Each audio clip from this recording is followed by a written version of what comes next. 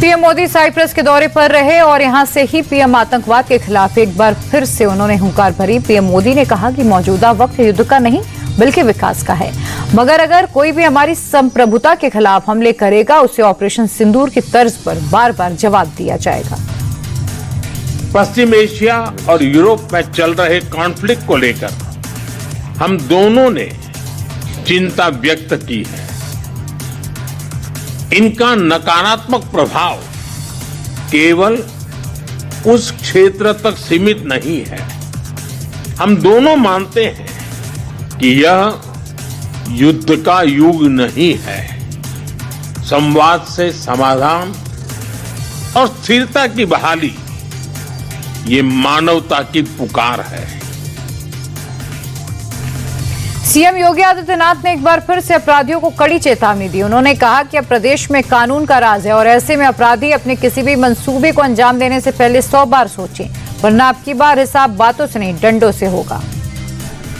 बहनों और भाइयों, एक गरीब को न्याय मिले, एक कमजोर को न्याय मिले, हर बेटी सुरक्षित हो, हर व्यापारी सुरक्षित हो, हर नागरिक के सामने सुरक्षा का कोई संकट खड़ा ना हो।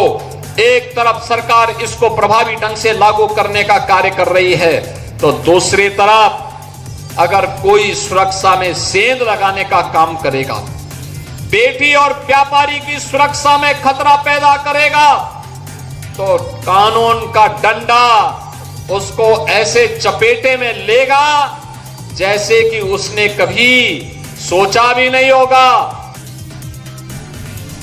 और अब बात जातिगत जनगणना की। इसे लेकर गृह मंत्रालय ने नोटिफिकेशन जारी कर दिया, जिसे लेकर विपक्षी नेताओं ने सरकार के खिलाफ मोर्चा खोल दिया है। कांग्रेस नेता अजय लल्लू कह रहे हैं कि मोदी सरकार राहुल गांधी से डरकर जनगणना करा रही है। हालांकि पिछड़ों को उनका हक दिलाने में सरकार का कोई इंटरेस्ट ही नहीं है।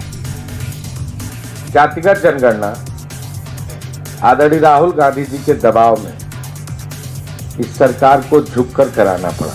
जब आदरणीय राहुल गांधी जी ने जिसकी जितनी संख्या भारी उसकी उतनी हिस्सेदारी की बात की, इस भाजपा को मिर्ची लगी।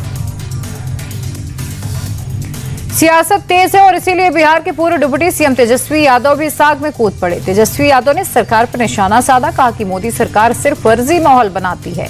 महिला आरक्षण की तरह इसे भी ठंडे बस्ते में डाल दिया जाएगा। असल में सरकार को पिछड़ों से कोई लेना देना ही नहीं।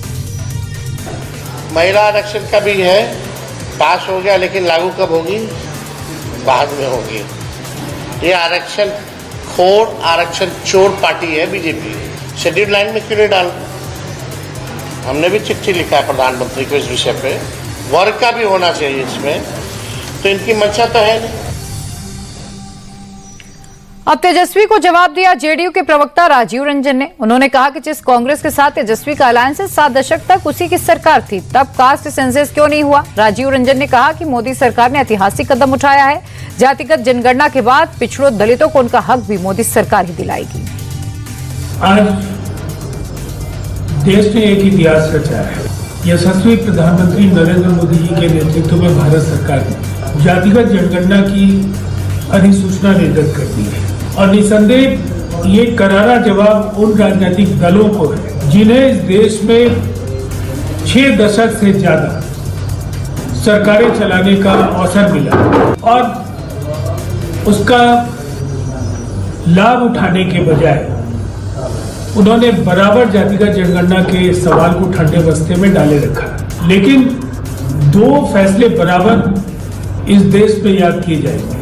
बिहार के करिश्माई मुख्यमंत्री नीतीश कुमार जी ने जातीय सर्वे सफलतापूर्वक कराया और उसके आधार पर कई ऐतिहासिक निर्णय, और उसके बाद बिहार के इस मॉडल को प्रधानमंत्री नरेंद्र मोदी जी के नेतृत्व में देश ने अपनाया।